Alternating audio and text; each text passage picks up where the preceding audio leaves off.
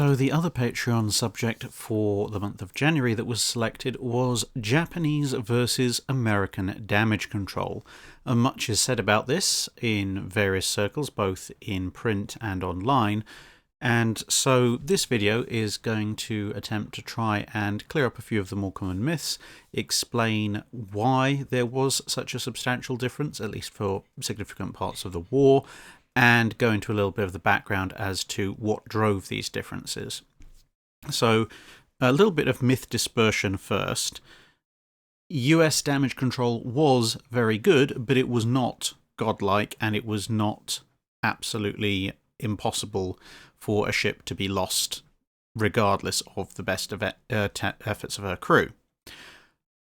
The US damage control also going into the war still had a number of flaws in it, and this would be revised during the war, which was actually one of the things that we'll come to when we talk about the strengths of US damage control.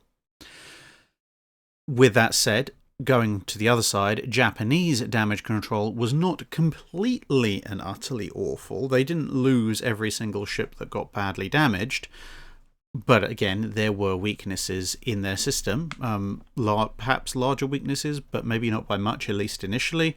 But the resolution to those weaknesses was somewhat substandard, which again, we'll come to when we talk about the two systems in a little bit more detail. But basically, the purpose of this first couple of minutes is to just dispel that notion that somehow the Japanese Navy had absolutely no idea how to perform damage control on their ships, and that American damage control entered World War I on December 8th, 1941, with absolutely sort of pitch perfect, if they couldn't do it, no one else could, levels of repair capability. So with that said, let's go on with our analysis. One of the things that has to be borne in mind on both sides is the fact that damage control in and of itself is only one part of an overall whole when it comes to whether or not your ship is going to be lost. The two of the other major components to this are just how much damage have you actually taken and where is it? And these two things kind of go together because, well, to put it bluntly, if you've had a bomb detonate high up in the ship and it's maybe a 500-pounder, chances are the ship is probably not in peril, and damage control is more about casualty reduction, outside of really, really bad luck. Conversely, if you've been hit by 5 torpedoes and half of your underwater hull is missing, it doesn't matter how good your damage control is, you are going down. The other very important factor is the design of the ship that you happen to be on, and this is a huge multiplier when it comes to whether or not the damage control crews will be able to save the ship. Because a ship that has a fundamental flaw in its design, if that flaw is picked up and exploited by the kind of damage that the ship has suffered, is going to put you in a much, much worse situation compared to a ship that has been either well designed, or perhaps a ship that has design flaws, but the particular weapon in question has impacted somewhere far away where that design flaw doesn't actually matter. Stepping away from the Japanese and American examples for a minute, a good example of this would be to consider the Bismarck design. Now, the Bismarck's torpedo defense system around its citadel was very, very good and stood up pretty well to aerial torpedo strike, exactly as designed. So as long as the torpedoes were slamming home there, Bismarck was largely unimpeded. Unfortunately, as hopefully most of you know, there was this small design flaw with the rudders and propeller system, which meant that a torpedo hit in that location basically sealed the fate of Bismarck. And it really didn't matter all the other torpedo hits it had suffered up until that point.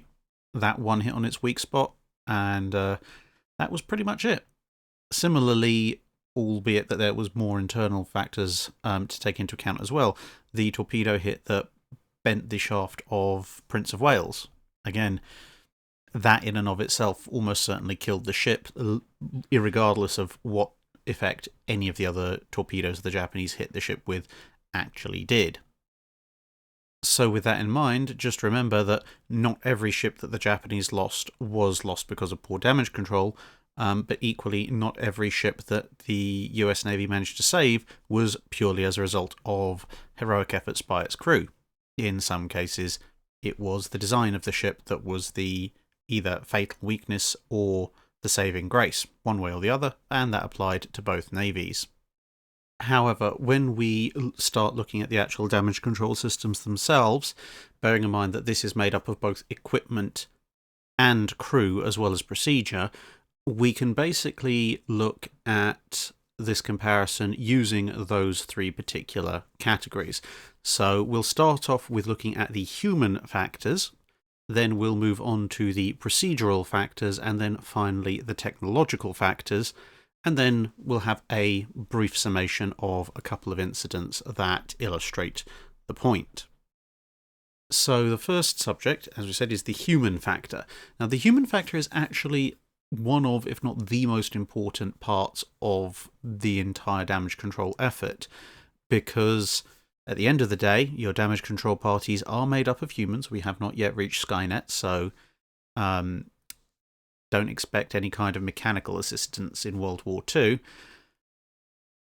And the level of education and the familiarity with equipment that your crew comes to the ship with is going to have a huge influence on how much your crew is going to be able to use the equipment that you give them, and how well they're going to be able to use it, and how much they might be able to improvise with equipment that they either haven't been trained on or equipment that they have been trained on, but they might be called on to use in a different manner to that in which you have actually trained them.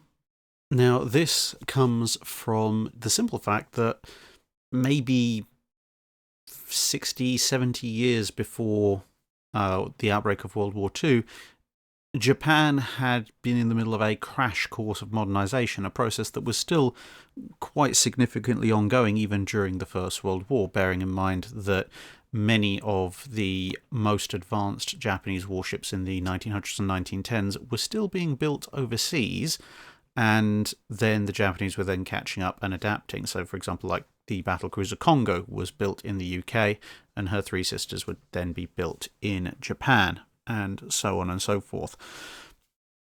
What that means is that for the average Japanese person, the sort of man in the street, as it were, their familiarity with and the availability of more advanced sort of machine tools and other kinds of equipment was very much more limited than somewhere like, say, the USA, which had obviously been an industrialized country for a significantly longer period of time, and where widespread use of advanced manufactured tools and equipment was significantly more common.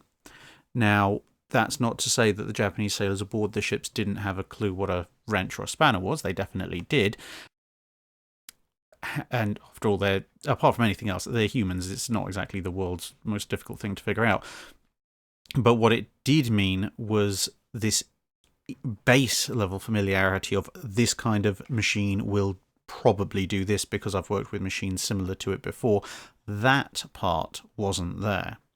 So if you had, let's say, a small petrol-powered pump, for example, if you as a US Navy crewman was suddenly had to get this thing working because it was labelled water pump, then there was a reasonable chance that you might have had some idea of what it was and what it might do based on a pump or an engine or something along those lines that you might have used when you were a kid, when you were a teenager, when you were a young adult, or something else you might have come across elsewhere in your naval service. And so the idea of operating it might take you a little bit to figure out, but people tend to be quick learners under stress and pressure. Whereas something like that, a piece of damage control equipment that a Japanese crewman came across, if he'd been trained in such a thing, and if he'd been instructed in its use, then he would know what he was doing.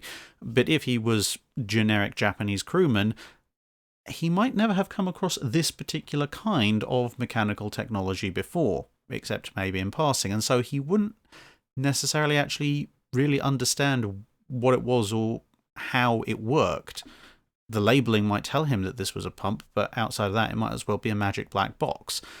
And again, although people are human and people can read instructions and they learn fast in emergency circumstances, like, I don't know, your ship being on fire, that little bit of extra time can be the difference between getting the pump working and thus having some kind of ability to fight the fire, or the fire overtaking you and forcing you away, or, again, under the stress of combat, just panicking and going, you know what, I actually don't have any idea how this works, I'm going to go somewhere else and either get away from the fire or try and find somebody who does know how it works, ideally both. And to emphasise again the kind of underlying familiarity that is required in these circumstances, it can even be reflected today if you look at servicemen in the three major arms of armed forces today. A person on a ship would, if, say, a fire broke out, their first instinct would be to fight the fire, and their training would inform them about firefighting equipment. So if they found a bit of equipment that perhaps they hadn't been trained on or hadn't seen for a long time, they would probably figure out how to use it because they have a generic familiarity with this stuff. Whereas if you are, say, an Air Force pilot and something catches fire on your plane, well, depending on the size of plane and the seriousness of fire, your options are basically either get out of there very quickly or shut systems down and hope that puts the fire out. There's not a tremendous amount of training to do with actually hand fighting fires aboard an aircraft while it's in mid-flight, unless perhaps you're a particularly unlucky crewman aboard a C-17 or a C-5 or a C-130 or something of that nature. And even then, your training is going to be limited to mostly handheld fire extinguishers. You're not going to be trained on a large petrol-powered portable pump, for example. And so, compared to your average Navy crewman, if you're both put in the same situation, what you're familiar with and what you're able to pick up and learn in the next few minutes while your life depends on it is going to be very, very different. And then obviously if you're, say, a tank crewman or a Jeep driver or an APC driver, if something's on fire, again, your first instinct is probably, well, the vehicle's on fire, I need to leave the space, something that is not really possible on a ship when you're surrounded by ocean, or indeed ideal when you're on a plane, when leaving the plane usually means the plane is going to crash. So this kind of emphasizes the difference in perspective and the difference in familiarity with the equipment. So just going into it with your basic enlisted crewmen on either side, the US Navy was already going in with an advantage there because it was much more likely that their crew would be able to adapt on the fly to various bits of relatively technologically advanced damage control equipment. The other major human factor to consider was initiative and how much initiative the crew would take.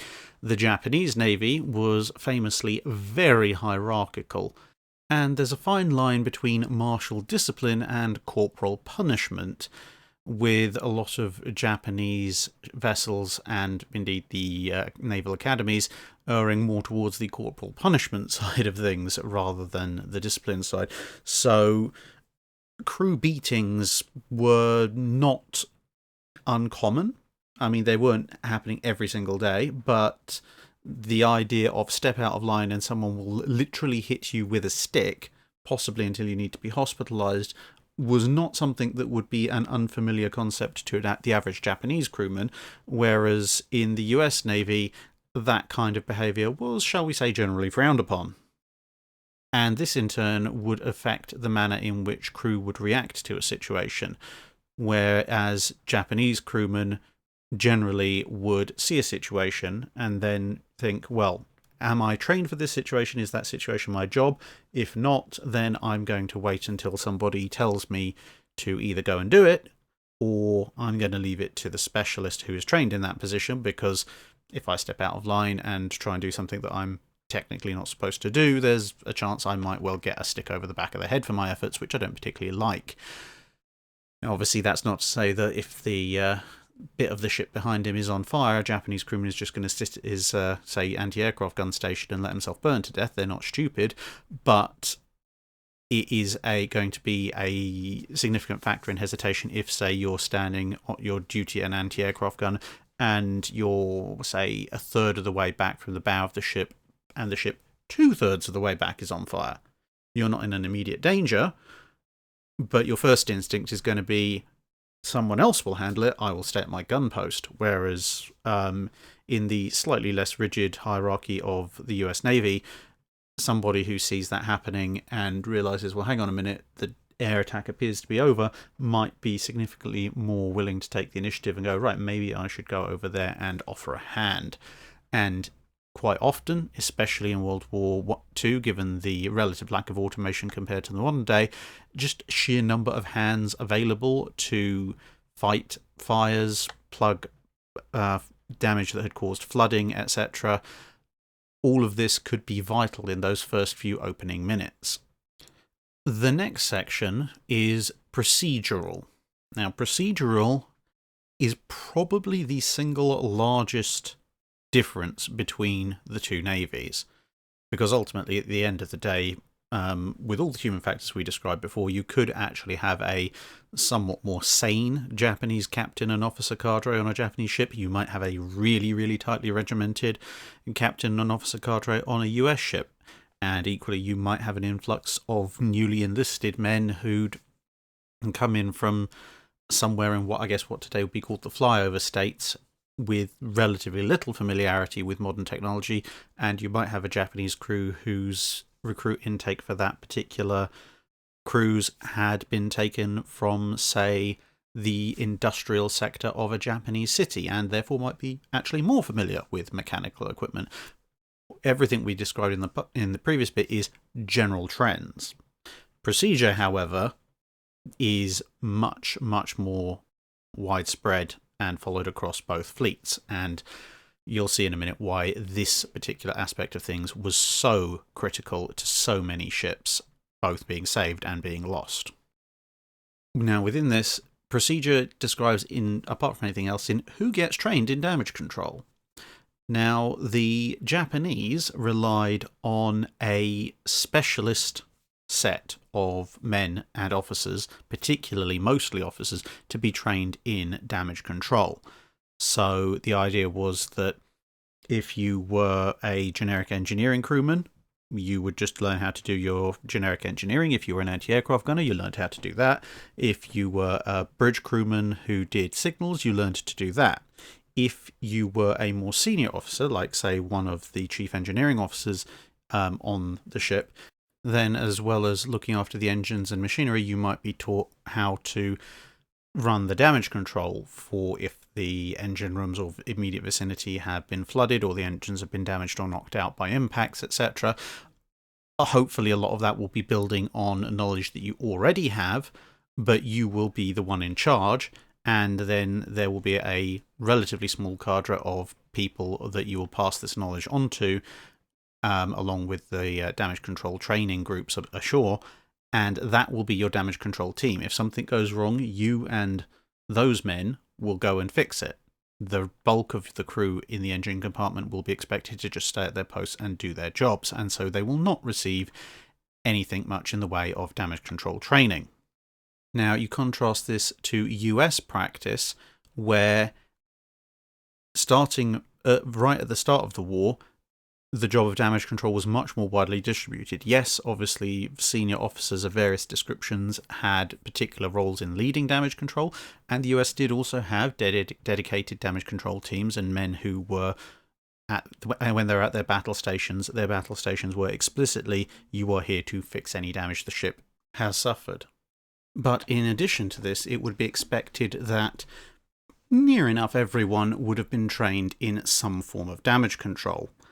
And obviously this could also mean a degree of cross-training, because at the end of the day, a hole in the ship is a hole in the ship. So it doesn't really matter if that hole is in the engineering compartments, or if it's right at the front end of the ship, and similarly if there's a fire, it doesn't particularly matter if that fire is somewhere amidships, somewhere in the middle decks, or if it's at the fore end of the ship, or at the aft end of the ship on the flight deck. A fire is a fire. Now, obviously, with fire, it can have different fuel sources, in terms of things it could be the wooden parts of the ship, it could be gasoline, it could be parts of aircraft, it could be an electrical fire.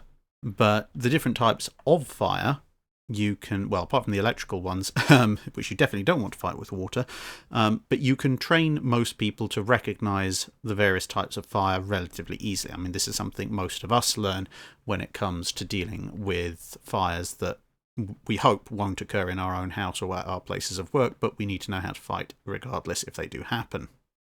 And a lot of these procedural issues combine with the human factors. And this we can insert a fairly good example of in the Battle of Midway, when various Japanese carriers were hit and lost.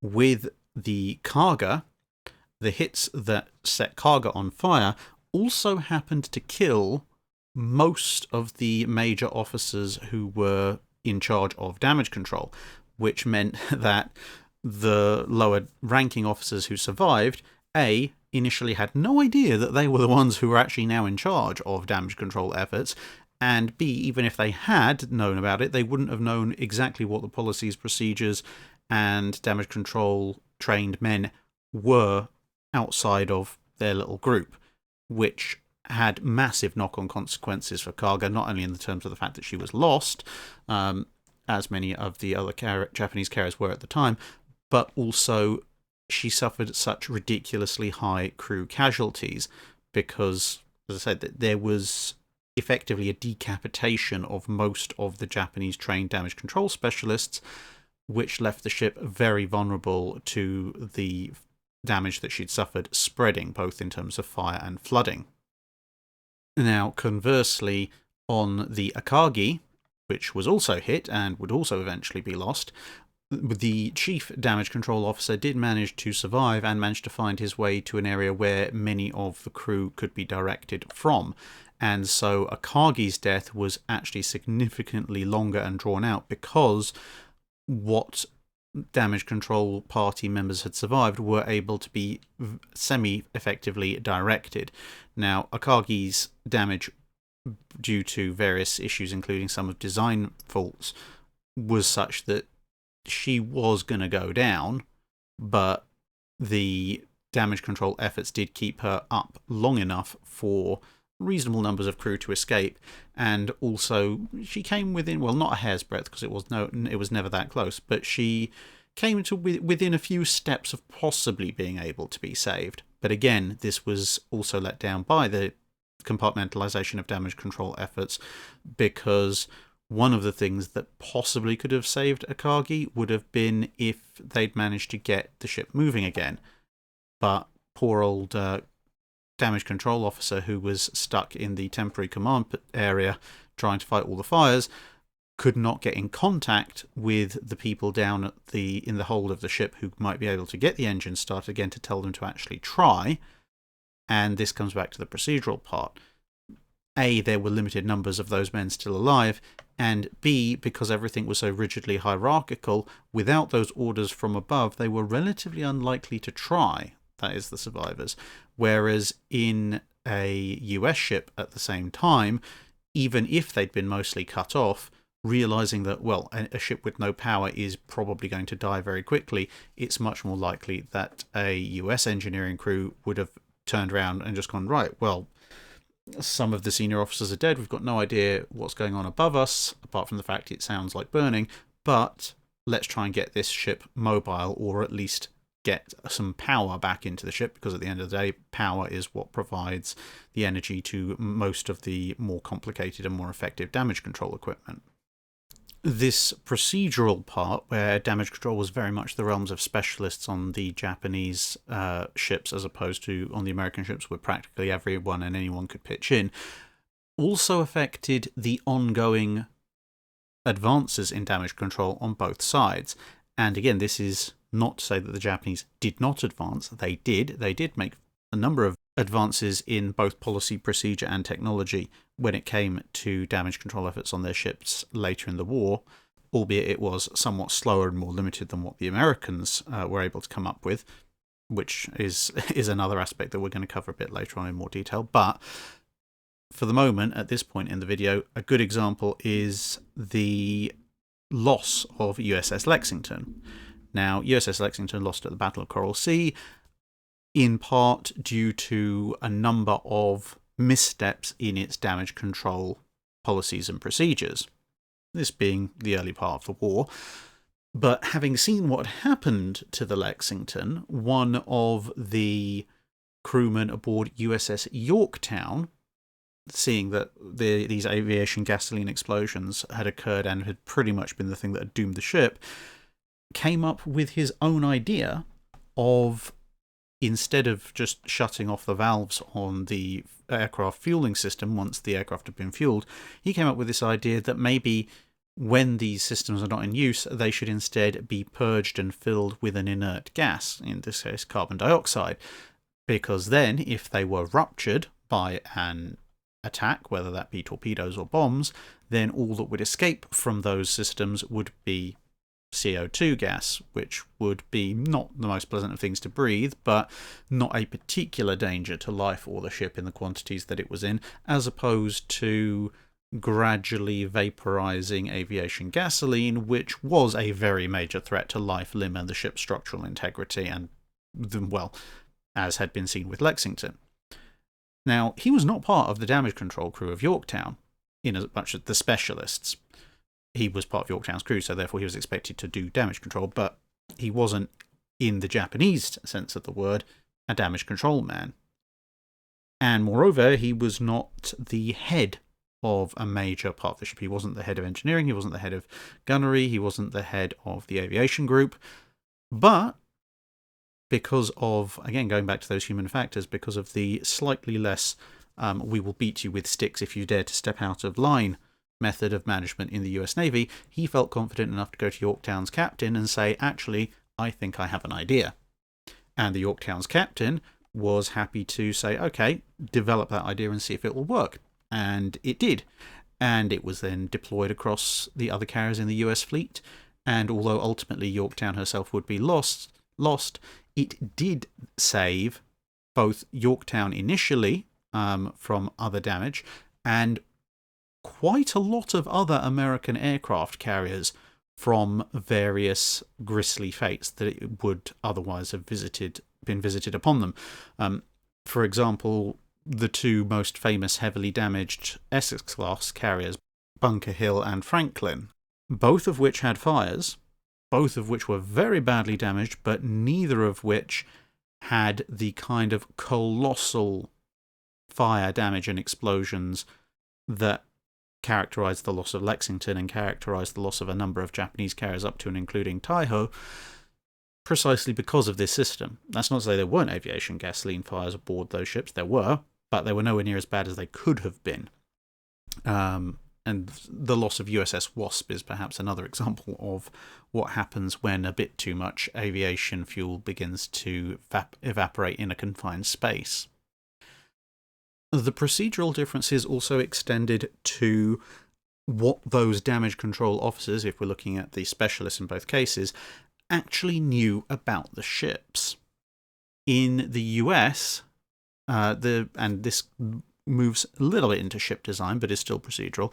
But in the US, there was quite the obsession with making everything redundant, with the idea that, well, rather sensibly, as you might imagine, if the part of the ship over there has gone bang, and there's bits of it raining down all around you, probably the damage control equipment in that area has also gone bang and is probably also raining down in little pieces all around you. At which point it's not generally that useful.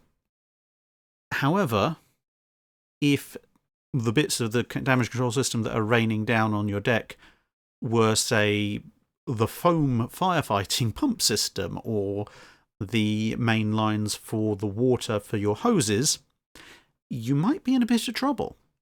But if the system is redundant, then yes, you've lost that section, that's fine. Close a few valves, this section still works. And this became something of a major difference between the two navies. The Japanese had very intricate, very comprehensive firefighting systems, but they were much more vulnerable to a small piece of damage taking out the whole system, whereas the American systems were a lot more redundant. Now you might think, well, now we are getting heavily into technology. and not procedure. But procedure still plays a part because the Japanese system was not one entire sort of unbroken series of pipes, let's say, for firefighting. There were areas where you could potentially close off valves and such like, but in the American system, all of this was codified. This was analysed, this was put in books and manuals and procedures that lots of people were trained in, so at the end of the day, if you did lose part of your system, there were a significant number of people on board who immediately would know, right, we need to close here, here, here, here, and here. And there were set conditions aboard the US ships that closed the ships down for action at varying stages and isolated various parts of the ship's damage control system. And so if everyone knew, right, we're at this condition, it was Able and Baker for ships that had 2 conditions, and 3 conditions that were at the other end of the alphabet for ships with 3 conditions, but that's a minor detail. But anyway, so if you were at one condition, you knew which parts of the ship were open, which parts were closed, which parts of your damage control system were connected to the others and which was shut off. And so if a section of the ship was lost, you knew exactly where you needed to go and what you needed to do in order to completely isolate what was left of your damage control system to allow you to fight the damage, whether that be the pumps to deal with flooding, or the other pumps to deal with pumping seawater up to help fight the fires, or foam, or whatever else you needed to do, even where the supplies of wood might be to help shore up leaks. Meanwhile, in the Japanese Navy, if you were one of the lucky ones who'd been designated as one of the primary damage control officers, you would be told, right, welcome aboard the ship. You may now wander around the ship and look through the manuals for the ship and familiarise yourself with the ship. And what do you mean standardised damage control procedures across the fleet? No, get used to the ship. Every ship is different. I'm sure you'll learn it sooner or later. So there's slight exaggeration there, but you get the general gist of things. It was a lot more sort of bespoke, and there was actually genuinely a lot of you had to get used to your own vessel.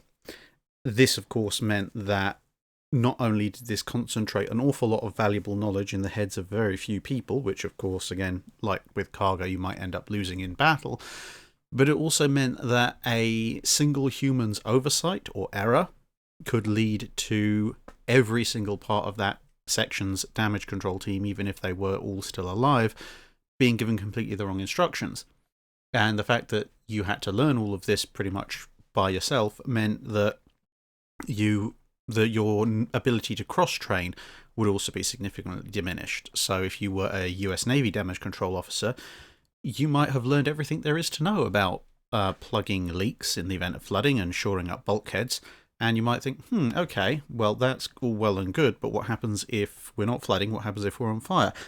Well, this handy manual tells me what to do. Now, that might not make you a specialist firefighting officer, but it means that if one day your ship is on fire, you think, hang on, the manual said we need to do this, this, and this, which in turn means that if you're in a section of the ship that's been isolated and cut off from the firefighting specialists, or perhaps the ones in your area are otherwise engaged, either fighting the fires or being in several pieces across the floor, you're able to at least give some degree of semi-trained resistance to the fire, which is a heck of a lot better than, fire, this is bad. I really wish someone had told me what to do about this, because you have the time because of these standardized training manuals. And a good example of this would be the loss of Taiho, where the ship, although it had taken damage, had almost managed to recover from it when one of the lead damage control officers made a mistake. He knew that he needed to get the fuel fumes out of the ship, and he thought the best way of doing this was to turn on the ventilators, which it was.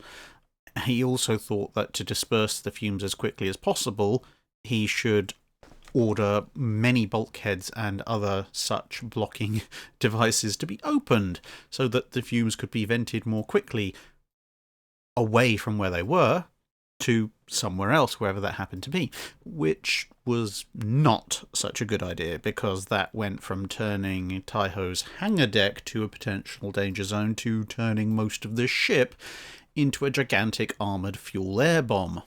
And yeah, eventually a spark went off, and so did the ship. So yes, whereas if that had been a US ship, someone somewhere in their infinite wisdom would have written into a training manual, under no circumstances are you to ever open all of the bulkheads and blast hatches in the lower part of the ship to try and disperse explosive fumes. Get them out of the ship, not further into the ship.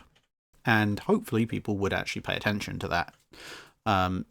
So again, a difference which turns into an advantage on the US side.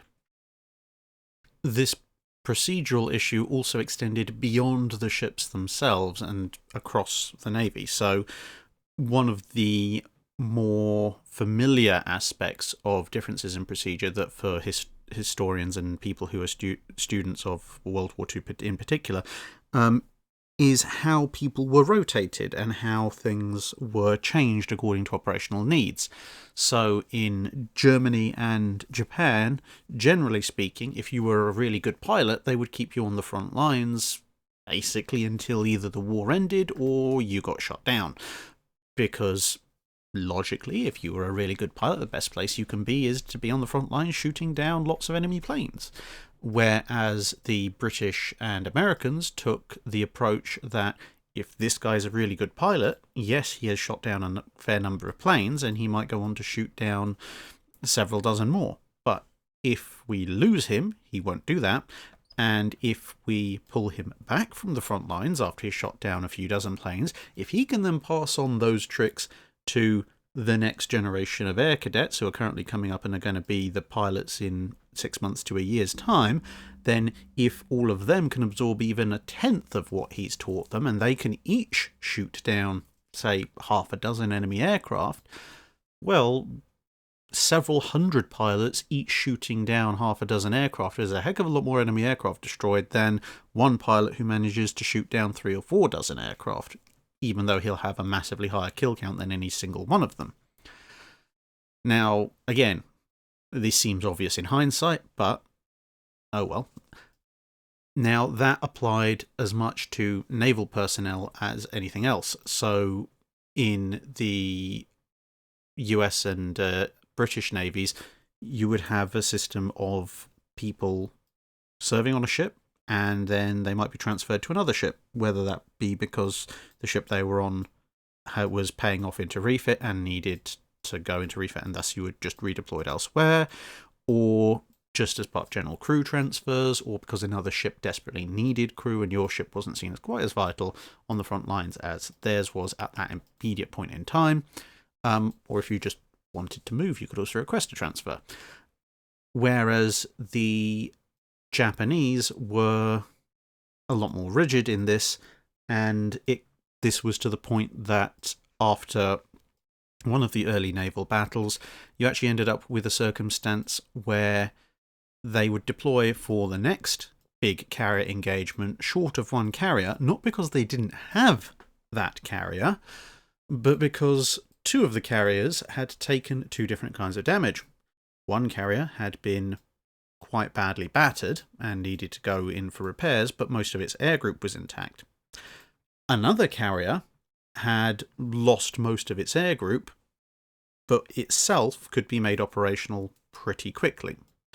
Now, you might think the logical thing to do, and indeed what was done in a number of cases in the US, and in the Royal Navy, but we're mainly talking about the US, so we'll focus on them, was to go, okay, you lot, the intact air group, we're going to move you over to this other ship, and now we have a ship with a mostly intact air group and a mostly intact ship, so we can send you out and fight.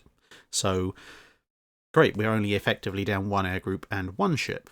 Whereas for the Japanese, it was, no, this is the air group for this ship, this is the air group for this ship, so if this air group can't go anywhere because its ship is not operational, well, sucks to be us, but I guess we're just going to have to wait till that ship's fixed. Whereas this mostly operational ship, well, it's going to have to wait until we can get a bunch more pilots and aircraft to go on board it.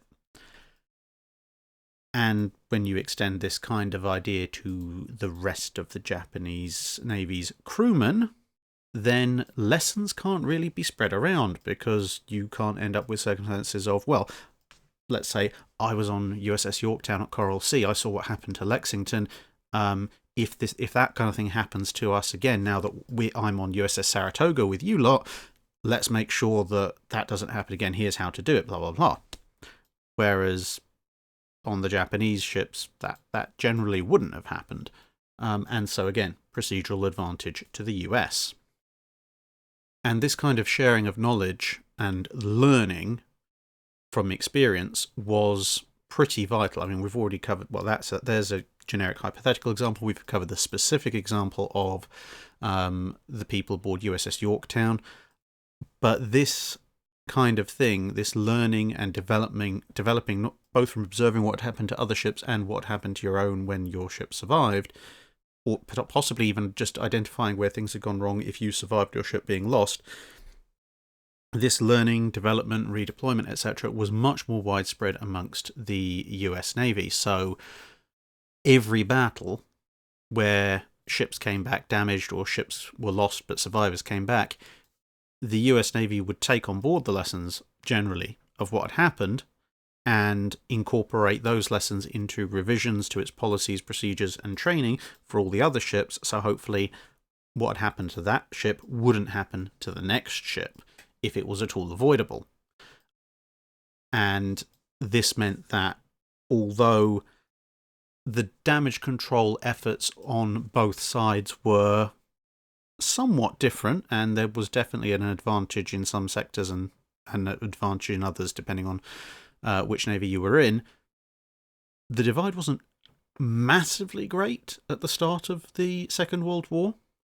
But as it went on, the US Navy learned very quickly. So they had a small initial advantage, but they built on it very, very fast. Whereas the Japanese, it took them until midway to realise they might have to make some changes, and it wasn't really until maybe a year and a half, 2 years after that, at which point it was too late really to do much of anything, that any kind of significant movement actually started to occur. And so we come to our final section, which is the technological part, the fitting of the ships. We've mentioned already the very redundant distributed nature of the US damage control systems and the fact that everything was known and tabulated, so changes could be made very quickly, at least after the first few lessons of the war were learned. But more generally speaking, there were just a lot more smaller backup and man-portable bits of damage control equipment aboard a US ship. Primary among these were relatively decent breathing apparatus. It was flat out better than the Japanese equivalent, and there was a lot more of it, which meant in turn that if there was a fire to fight, not only were you more likely to be able to see and breathe in your breathing apparatus, but it was much more likely there'd be several dozen of your friends behind you waiting in turn, holding the hose, and if you did become overcome by heat or exhaustion, they could pull you out. Not so much out on the Japanese side of things, and also it meant that because of this preponderance of, in this case, breathing apparatus, it meant that you weren't likely to lose a major chunk of your ship's portable breathing apparatus if a section of the ship was blown up. Because yes, that might have destroyed several dozen sets of it, but there might be several dozen sets over there, several dozen sets over there, a few dozen more up on the bridge, and so on, as opposed to, well, that's 80% of our breathing apparatus gone up in smoke. This could be a problem. Now, there are other smaller aspects to this as well. So, again, mentioned in passing previously, hand-portable, or at least man-portable, petrol-powered pumps. Now, a small petrol-powered pump, no matter how enthusiastically it's used, is not going to put out a massive fire when you've had a couple of £100 of explosive go off on your ship. However, several of them, working in concert, when the main damage control system is knocked out, hopefully temporarily, might just buy you enough time to do the bypassing and rerouting and starting up of larger generators deeper in the ship that you need to get the bigger pumps working and the bigger hoses going.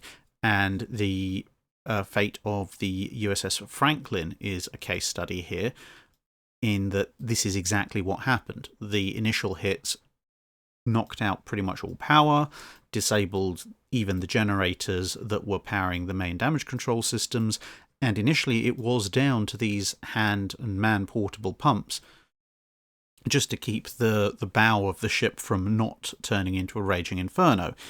If they hadn't been there, and on Japanese ships they generally, until the latter part of the war, weren't, the Franklin would have just burnt end to end, and that would have been it. And they probably then would have been the first Essex class lost in combat.